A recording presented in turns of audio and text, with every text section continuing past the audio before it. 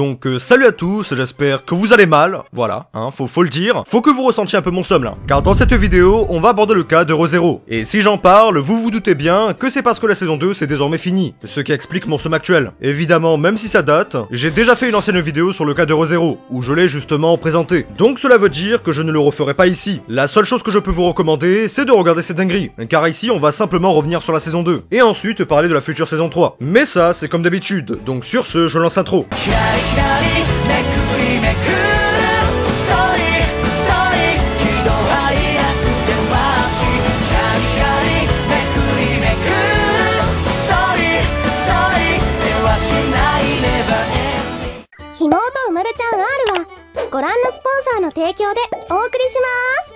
La deuxième partie de ReZero reprend donc sur un ton assez classique. Au vu du faible cut de la série, ça se voit qu'ils n'avaient pas prévu de scinder la saison 2 en deux. Mais de toute façon, c'était pas si gênant que ça, en plus de permettre de fournir un meilleur travail. Bref, après toutes les épreuves de la première partie, on apprend finalement l'objectif de cette saison entière, qui est de libérer le sanctuaire tout en sauvant les personnes présentes au manoir qui se font attaquer par les mercenaires recrutés par Oswald. Tout ce qui a été amorcé n'est là que pour ce moment présent, et cet objectif final. Mais par les événements à mener tels quels, la série en profite pour explorer le background de presque tout le casting, et le fait de façon assez subtile, comme le développement de Otto, simple personnage en apparence, qui a un background qui nous est montré, et qui finalement le rend spécial, et que j'apprécie particulièrement beaucoup. Mais c'est ça la magie de ReZero, nous faire apprécier des personnages qu'on ne penserait pas apprécier au début, ou alors qui n'ont objectivement rien d'attirant avec eux. Mine de rien, Subaru était loin d'être un personnage appréciable au début, mais regardez là maintenant où nous en sommes. Je pourrais citer plein d'exemples, mais surtout celui qui me vient en tête, c'est sûrement Emilia. Le développement d'Emilia, qui maintenant ne sert plus simplement d'appât à waifu, car on a dès lors de très bonnes raisons de l'aimer ou de l'apprécier, par sa volonté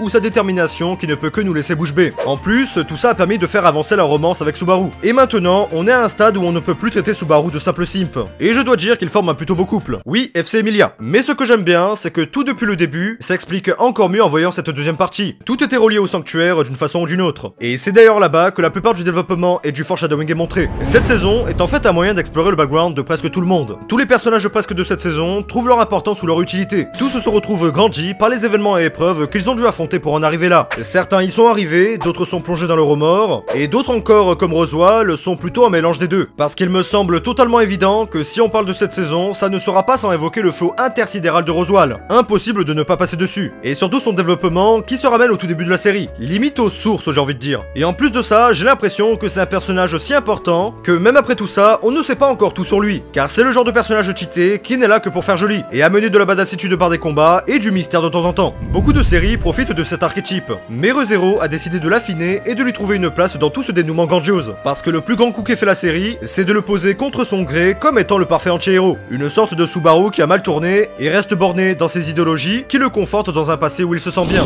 Le personnage principal, qui est du coup concerné, et qui pour une fois est laissé de côté dans cette deuxième partie pour mettre en avant les autres. Ce qui d'autre part contribue aussi à son bien et développement. Car cela ne sera que grâce aux bonnes actions de Subaru que les personnages autour de lui s'en retrouveront grandis et grandioses. Il a affronté son passé mais a pris la route totalement inverse à Oswald. Deux personnages qui se ressemblent mais qui agissent contre les intérêts de l'autre. Comme un antagonisme pur, qui est simplement justifié par ce côté torride de l'acceptation de la vérité. Un se veut bercé d'illusions et l'autre de tristes réalités qui ne lui permettent même pas de rêver. Mais malgré tout ça, dès qu'on pense voir le bout, la série introduit encore de nouvelles choses, qui vont nous faire dire qu'on est encore finalement très loin de la fin. Ce qui dans un sens est bien et mauvais dans l'autre. Car cela veut dire que la série a de quoi revendre et l'aventure est loin d'être terminée. Ce qui moi me rassure beaucoup. Mais d'un autre côté, je comprends les personnes que ça agace. J'en ai parlé avec Doc et je comprends parfaitement que ça peut être chiant pour lui ou d'autres personnes de voir plus de questions soulevées que de réponses apportées. Mais perso, j'adore, car ça permet à mon avis de ne pas se faire conforter le spectateur à une intrigue linéaire. Car dès qu'on croit tout savoir ou comprendre, on tombe littéralement des nues car la série est encore plus grande que ce qu'on pouvait imaginer, ou de ce qu'on nous a miroité tout le long de la série. Donc moi, je trouve toujours ça bien de surprendre, bousculer ou frustrer le spectateur. Car si tout se passait comme on le voulait, je pense que ça serait clairement nul. Une œuvre qui ne me surprendra pas ne serait pas une œuvre que je pourrais classer dans mon top. Sauf cas exceptionnel bien sûr. Erased on le sent à 3000 km, mais ça reste une masterclass. Franchement, j'arrive même pas à retranscrire mon ressenti par des mots tellement c'était bien. Chaque épisode était une dinguerie sur dinguerie. Toujours de nouvelles actions qui étaient entreprises et qui pourtant étaient minimes, mais nous amenaient toutes à quelque chose d'encore plus grand encore. Pour finalement accomplir l'objectif final. Avec nous, simples spectateurs qui avons vu la misère, voir Subaru ressortir vainqueur avec tous les camarades qu'il chérit. Et c'est beau putain!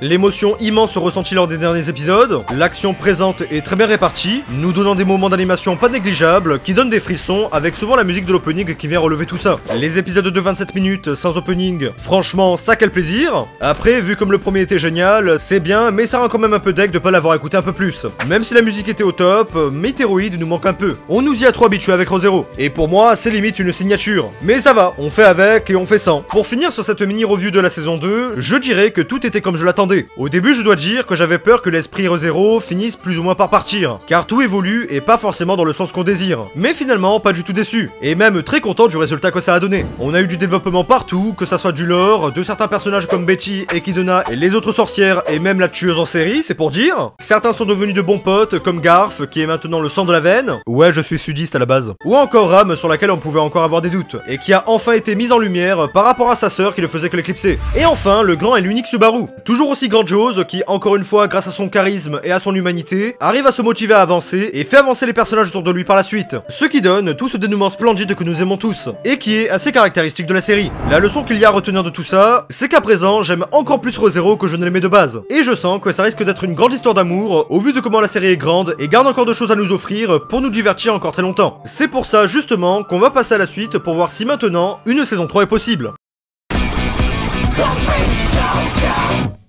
Avant toute chose, comme d'habitude, si vous voulez reprendre là où l'anime s'est arrêté, vous pouvez reprendre le 5ème arc de la série, c'est-à-dire volume 16 du light novel et chapitre 81 pour le web novel. Pour ce qui est d'une suite en animé, niveau du matériel source, c'est possible. La série s'adaptant du light novel et du web novel, et ayant adapté à peine jusqu'au volume 15 sur un total de 26 volumes, il reste donc largement assez pour faire une 3ème saison, et même une 4ème, soyons fous. La série, avec sa 2ème saison, a totalement adapté l'arc 4, bien qu'ayant sauté certaines choses. Mais moi-même ayant lu le light novel, je peux vous dire que l'adaptation reste correcte. Ça se voit vraiment que l'auteur est derrière. Mais pour ce qui est des arcs, la prochaine saison devrait donc adapter l'arc 5. Et dernièrement, l'auteur a dit vouloir conclure ReZero sur l'arc 11. Mais les auteurs changeant pas mal d'avis, c'est un truc pas totalement sûr. Et même dans cette optique, il resterait toujours beaucoup à adapter. Mais pour la saison 3, bien avant que la saison 2 sorte, Crunchyroll avait publié une interview entre eux et le réalisateur Sho Tanaka. Celui-ci a parlé de plein de choses, comme la popularité de la série qu'il ne pensait jamais atteindre, l'implication de l'auteur dans le projet animé qui est très louable, mais surtout, sans même qu'on lui demande explicitement, Crunchyroll a demandé s'il voulait faire passer un message au public international. Et celui-ci a répondu: je suis convaincu que si vous réclamez tous une 3ème saison, une fois que vous aurez fini de regarder celle-ci, s'il vous plaît, attendez-la avec impatience. Bon, c'est dur de traduire très exactement, en plus quand il parle de façon implicite, mais on comprend très bien qu'il dit que si le public en redemande, c'est sûr et certain qu'une saison 3 sera produite. Mais quand on parle de public présent, c'est à plusieurs échelles, notamment au niveau de la popularité qui est plutôt bonne pour ReZero, donc aucun souci à ce niveau-là. Ou encore au niveau des ventes, et là, les Blu-ray de la première partie de la saison 2 se sont vendus à 5300 exemplaires, ce qui est assez bon, car les animés recevant une suite ont souvent dépassé les 4000. Mais ça ne veut encore rien dire, il faut encore patienter pour voir les ventes de la 2ème partie. Le souci avec ce genre de projet, c'est qu'ils sont planifiés des années à l'avance. Par exemple, la saison 2 de ReZero avait été planifiée à partir de 2017, mais la production n'a en fait démarré que quelques années après. Pour la saison 3, très probable que ça soit le même schéma, ou alors totalement l'inverse. À l'heure où je tourne, le dernier épisode sort demain, et il y a deux possibilités. Soit l'annonce de la saison 3 est directement annoncée à la fin de la diffusion du dernier épisode, soit cela le sera après, et on va devoir encore attendre et espérer.